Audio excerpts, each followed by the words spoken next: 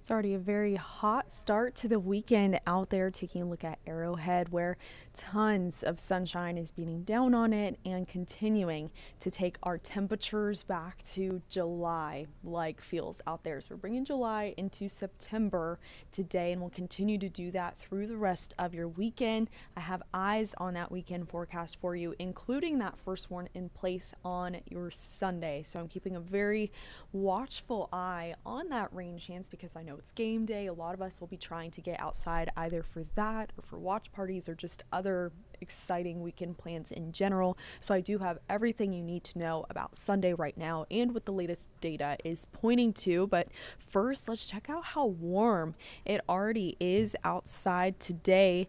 Forecast high right there in the mid 90s, and after that lunch hour, we are now making our way easily towards that. So 93 degrees right now, bit of humidity in the air. Now, it's really not much, but it's just enough to take that feels like temperature up to 94.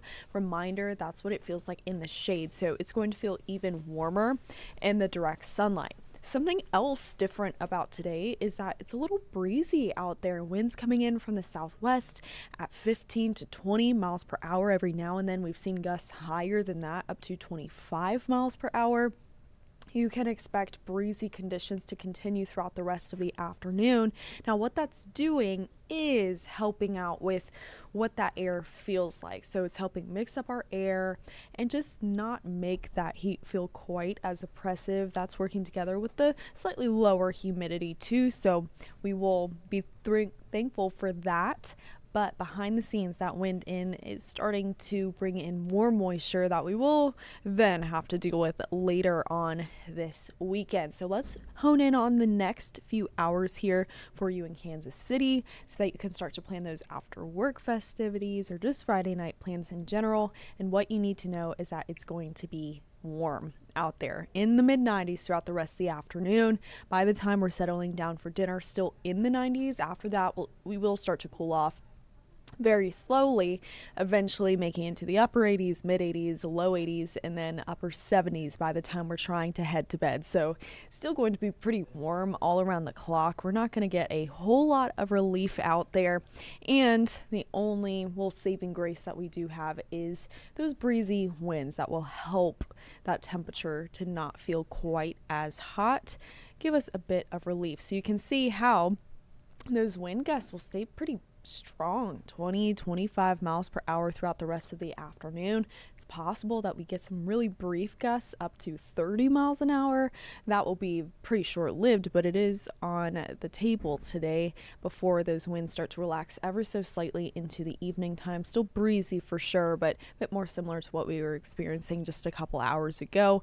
The peak and strongest of those breezy winds will be right in the heart of the afternoon, so right what we're about to approach.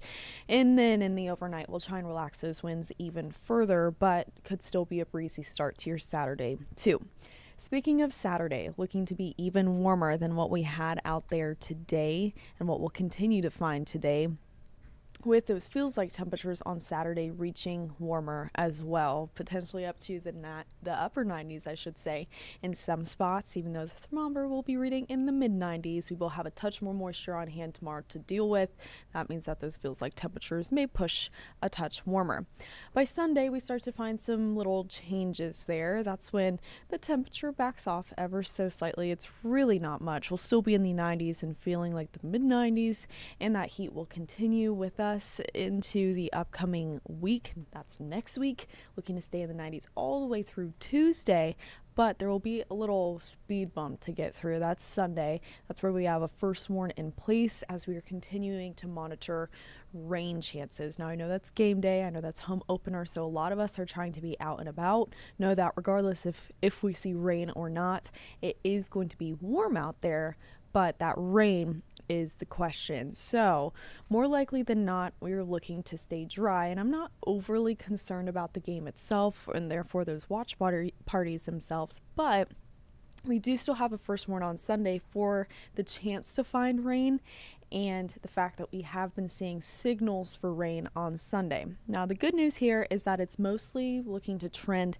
into the evening to overnight is when the most likely time to find rain will be. So that means most of the day will be dry. I'm expecting your morning through lunchtime and even up till kickoff to be dry. When we could start to find some isolated showers is towards the back half of the game. So after halftime, once we get out there for the third and fourth quarter, that's where that timing becomes a bit more critical with this rain. I'm still not expecting a washout by any means. Any rain we do get will be not that impressive, but I know that it can still impact your plans as well as the game, even if we do get just a touch of rain. So let's talk about it. Let's talk about that first warn and what we're seeing with the data lately that lends us to believe that it's going to be a mostly dry day on Sunday.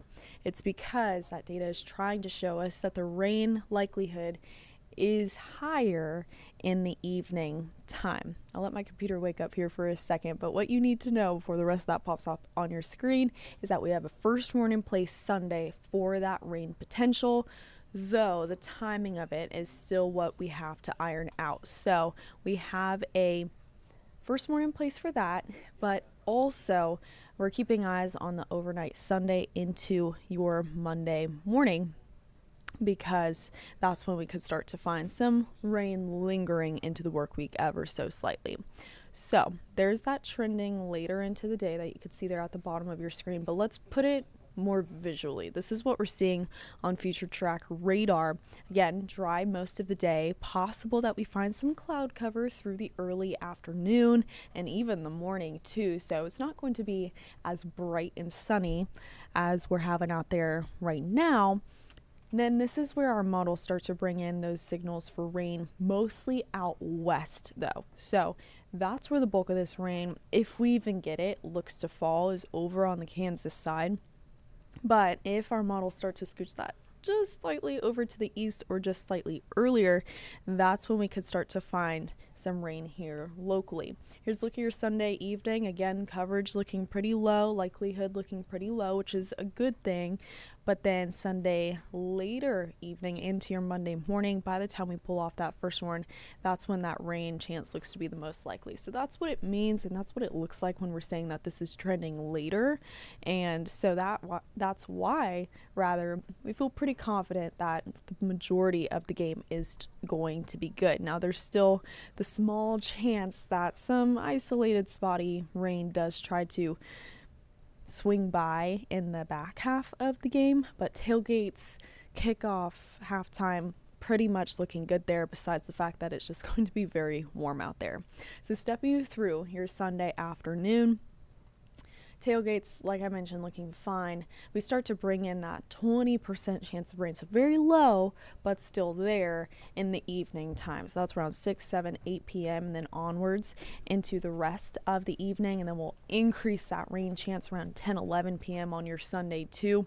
And in a nutshell, this is what you need to know specifically about the game in regards to Sunday's first warm. So most likely scenario, the game is dry. That's what we've been mentioning these past few days, but there is that low chance to find isolated quick rain in the second half. Then after the game, after we're wrapping up those Sunday night watch parties, festivities, anything, then that's when we start to find some greater chances for rain, and maybe some rumbles is when we head to bed.